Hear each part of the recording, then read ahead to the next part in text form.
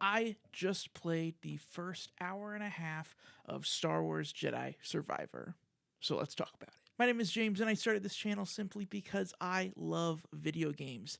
If that sounds like you, please consider hitting the like button on this video and subscribing to my channel so that you don't miss any of my videos. Star Wars Jedi Survivor is a sequel to the 2019 Star Wars Jedi Fallen Order from Respawn. I absolutely love Star Wars Jedi Fallen Order, and Star Wars Jedi Survivor was one of my most anticipated games of this year. Before I get into any story stuff, I do want to say I'm going to be pretty openly talking about the opening minutes of the game, and then I'm going to be vaguely talking about everything that happens after that. If you're planning on going to this game completely blind, I don't even know why you clicked on this video to begin with, but go ahead, play the first couple hours, and then come back and watch this video. So the game starts out right on Coruscant. Cal is by himself, kinda. He appears to have been captured. We see him in handcuffs. I thought this was a pretty cool opening segment just for a couple of reasons.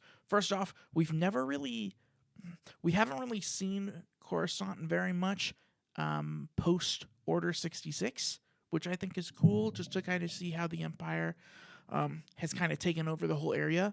And then also, we've never really seen Cal captured before, being in like a bind like that. It's possible that some of the tie-in comics or the Battle Scars novel go into that a little bit more, but I have not checked out that stuff yet. Cal has apparently been captured, and pretty early on, he breaks free, and you're reunited with BD1, and then right off the bat, you're introduced to a character named Bode, who is in one of the trailer, and then shortly after that, you're introduced to probably like 4 or 5 additional characters. These other characters that are introduced are pretty cool. None of them really stuck out to me a whole bunch, and I didn't get the impression after the first hour and a half that they're going to be very significant throughout the course of the game.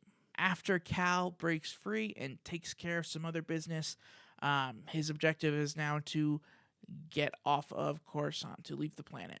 And while you're making your way out there, you're discovered by more stormtroopers, and you're fighting larger groups of enemies at this point. And this is some of the first real combat in the game. You have Bode by your side, and then later on in your combat, you have another character by your side too, and you're able to, similar to the way that it was done actually in Guardians of the Galaxy, you're able to use their special abilities in combat to kind of manage crowds and connect your combos, which I actually found that kind of stuff pretty cool. It added a little bit more depth to the combat that I already really enjoyed in Star Wars Jedi Fallen Order. As we're getting into combat, we're seeing a lot of the same enemies from the first game. Your basic stormtroopers, your with guns, your stormtroopers with your shock batons.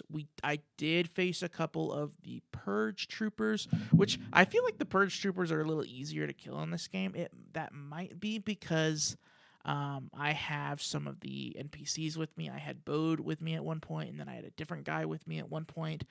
So they're able to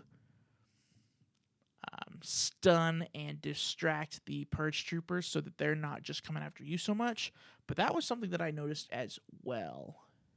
Another thing that I want to talk about is the traversal. I was a little bit worried that something was going to happen to Cal and he was going to lose all of his abilities, and you were going to spend most of the game just reclaiming the abilities that you gained in the first game. That doesn't appear to be the case. I'm only an hour and a half into the game, but so far I do have all of my abilities from the first game, and I've also continued to gain other abilities as far as other ways to move around the world, other types of objects you can interact with, and I find that kind of stuff pretty cool because in the realm of Star Wars, it doesn't really make sense that Cal would have like Jedi amnesia multiple times, especially if he's been continuing to fight the Empire this whole time. It wouldn't really make sense for his abilities to deteriorate to deteriorate since the last game. Something else that I've noticed is different in Star Wars Jedi Survivor is the map. The map has a little bit more structure to it. There are visible icons on there. There's a little squiggly line that shows your recent movement, where you've been in the room. I'm glad that the people that didn't like the map are now going to have this better map. About an hour into the game, I got to what I felt like was the first significant boss battle of the game, and something happened right after that boss battle, though, that I don't want to go into here because I'd like for you to experience it yourself. But it was very surprising to me because it changed the direction that I thought the game was going to go. And now I'm actually very curious to see what happens. I think that's all I have to say about Star Wars Jedi Survivor at this time. To recap what I've said so far, combat feels like a slight step up as you have some other NPCs and stuff with you. The traversal doesn't feel like it did any kind of disservice by taking away abilities from the first game, and it's also added some in some new abilities. And the story, I'm very interested to see what they do with the story moving forward, because it's definitely not going in the direction that I thought it was going to be going in. Thank you so much for watching. As always, the best way to keep up with me is on Twitter at James_Solar, and also on Instagram at James_Solar. Thanks, guys.